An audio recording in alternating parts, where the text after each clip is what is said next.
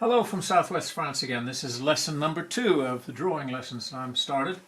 And as you recall, the last time I was talking about making circles, and I had vertical lines like this. Just anywhere, just running some lines down. Doesn't have to be perfect. And you'd find a point on either side to decide on how big the circle was. And then you start moving your arm in that, rotating it, the way we did in scribbles, remember the scribbles? Well, this time we keep it in one place and try to feel the circle inside that space and cross the circle through those 2 points we made as much as possible. And then you let the crayon come down. Okay, so doing large ones, very large ones.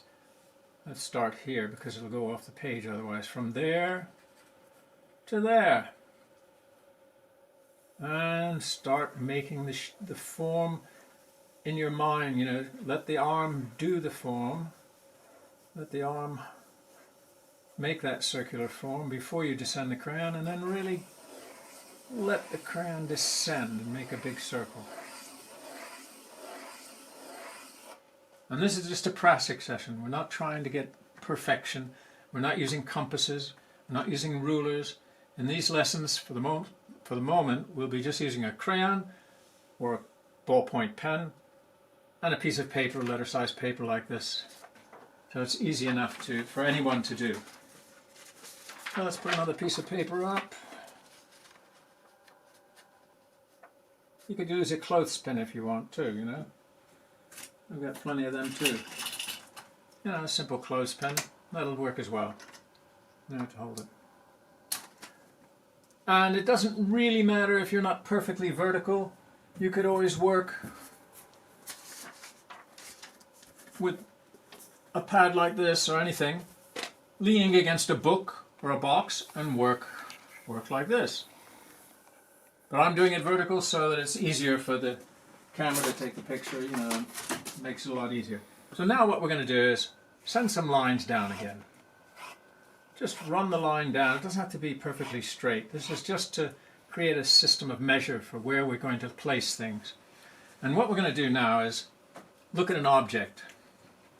And if you see this little roll of tape, when you put it like this, you see a circle. Right, so you see a circular shape. Simple object.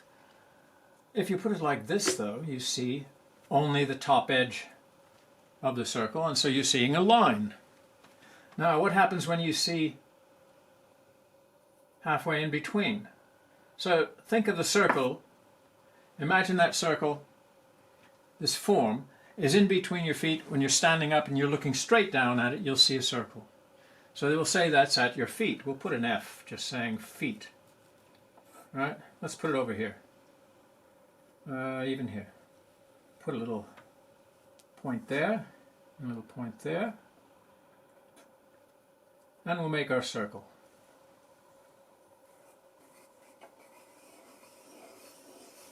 Right? Now, what happens if, as opposed to it being at your feet, looking down at it, it was right at your eye level? It would be right at your eye level. And we'll put it up here and we'll call that the horizon, H. And you'll notice that you don't see the circle, you only see the edge of it, which is a line. Right? Just a line. And in between it, you have all the different ellipses that come when you're looking at a form that was once a circle. Now it's getting forms that look like this. Or this, and then to a line, or even almost a circle. And we're going to try and get that and create the idea of the form seen from different directions. In other words, we're talking about perspective, and perspective meaning that your relationship to the object is different in each time, and you're seeing it from a different perspective. So let's say that somehow you're looking at it from an angle in which you see almost into the inside, and we'll do it in the middle here.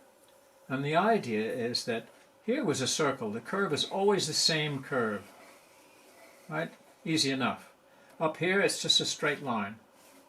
But now we have to limit to this line and that line there, right?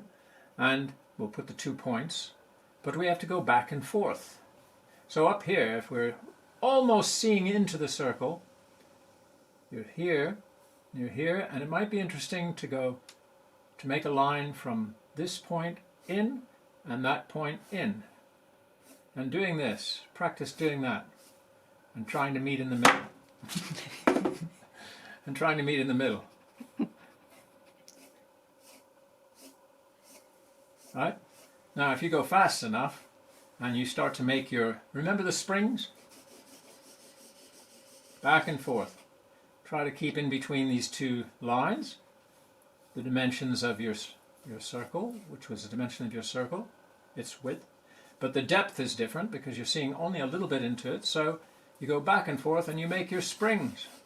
But you keep in one place. And then maybe if you see a little bit deeper because it's lower down, you see a little bit deeper. Make the movement first and then descend the crayon.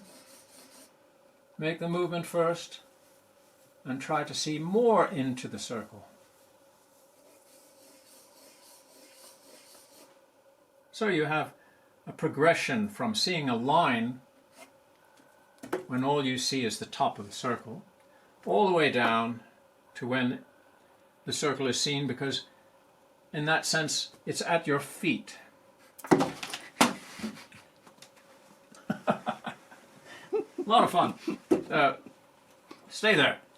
Yeah, so if it's at your feet, you're looking straight down into this piece of tape and you see a circle. If it's right at your eye level, and sometimes the horizon can be seen as an eye, right? Horizon. Now, this is perspective, seeing something at the horizon level or right at your feet. And in between are all these forms that we'll call ellipses.